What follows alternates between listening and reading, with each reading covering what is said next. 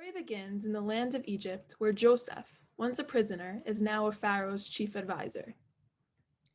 So, how are things back in Israel?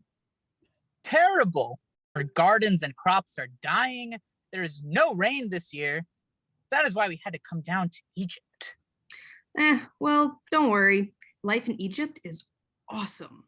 PlayStation 5 in every house, the dopest cars in every driveway. This is the most powerful nation on the planet. Did you have rain this year? Are the gardens and crops doing well? We don't have to worry about that. I stored away tons of food from when we had rain all those years. The pharaoh will be able to feed the people for at least 3 years, even if we don't get rain. What does the pharaoh think of us Hebrews and Shebrews? He loves me. He welcomes the Hebrews into his land. Bring the whole fam. We'll make a great life here. The Hebrews all moved to Egypt, had many children, and lived a great life. But many years later, after Joseph and his family died, a new pharaoh rose to power.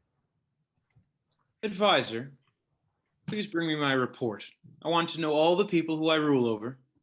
Yes, Your Royal Highness, I have the numbers here. Let's see. Nubians, check. Midians, check. Hebrews. Are there really that many Hebrews? Oh, yes, Your Highness, they are growing in numbers, but they are very hard workers. Do you think that might be a danger? They might challenge my rule and make demands. You know how these workers are always complaining about the size of the rocks for the new pyramids. I'm worried they'll try to rise up against me.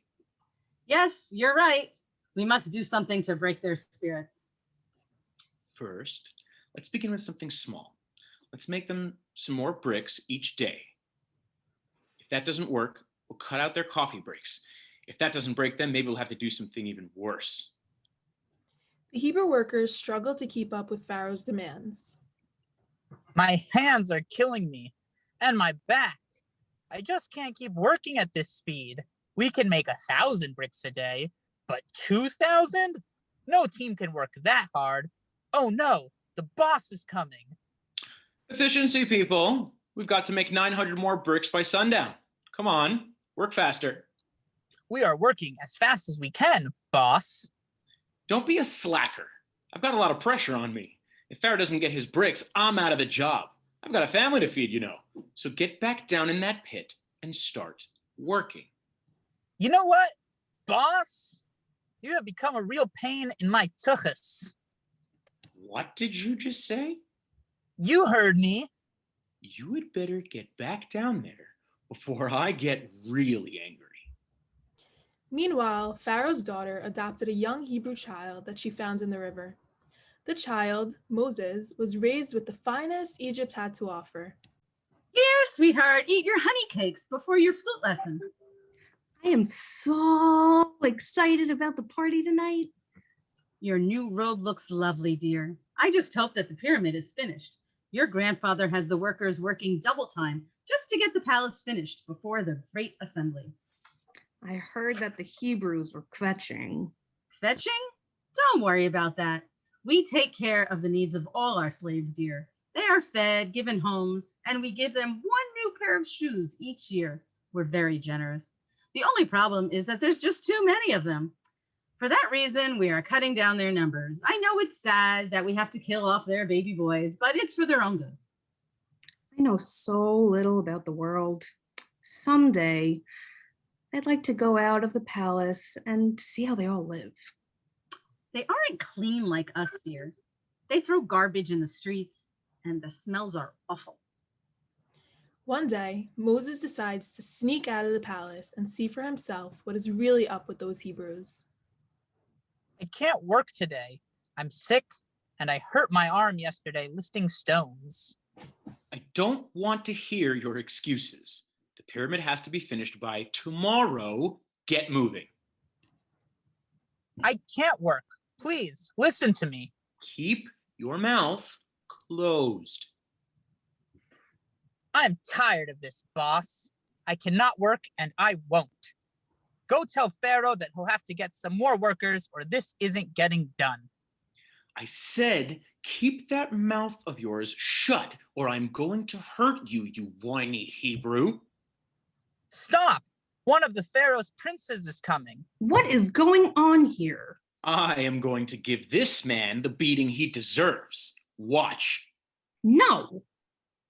Moses hit the boss, who falls to the ground. Oh no! What have you done to Boss? We will be blamed for this and be punished. Oh, what have I done? Moses ran away, far off into the wilderness. There, he's taken by Yitro and marries one of Yitro's daughters, Tzipporah. One day, as Moses is taking care of Yitro's sheep, he stumbles across a burning bush. Moses? Moses? Who is that? What's going on? What's with this bush? It is me, the God of your ancestors, Abraham, Isaac, and Jacob. Is this one of those spam calls? The warranty is up to date on my horse and chariot. This is no time for jokes. You must go back to Egypt and stand up to Pharaoh. Then you will lead the people back to their homeland. How will I do that? The people don't know me. I have no power now that I've run away. I will be with you. Go to your sister Miriam and your brother Aaron and stand up to Pharaoh. Moses returns to Egypt with his wife Tzipporah and son Gershom. Aaron helps Moses approach Pharaoh. What do you want? Our people need a 3-day vacation. We need to go outside the city so we can pray to our own God. Why can't you wait for the festival of the pyramids? Then your people will have a chance to celebrate with everyone else. We do not wish to pray to your gods. We have one God who is mightier than all of your gods. You must be joking. The gods have made Egypt a great nation. What has your God done for you? Oh, you'll see what our God can do. Then you will give in to our demands. Don't count on it, Hebrew. Pharaoh was a stubborn man. Even after plagues of blood, frogs, lice, disease, hail, and darkness, he would not let the Hebrews free. It wasn't until a disease struck and killed all the firstborn Egyptians that the Pharaoh changed his mind. Don't you understand what is happening? Maybe their God is powerful. It is time to let them go. That night, Moses spoke to the people. Put on your best sandals and grab your mask. I hear we have a 40-year hike through the desert ahead of us. Tonight, we'll leave Egypt and set out for a new land before grumpy Pharaoh changes his mind. We don't even have time to make bread.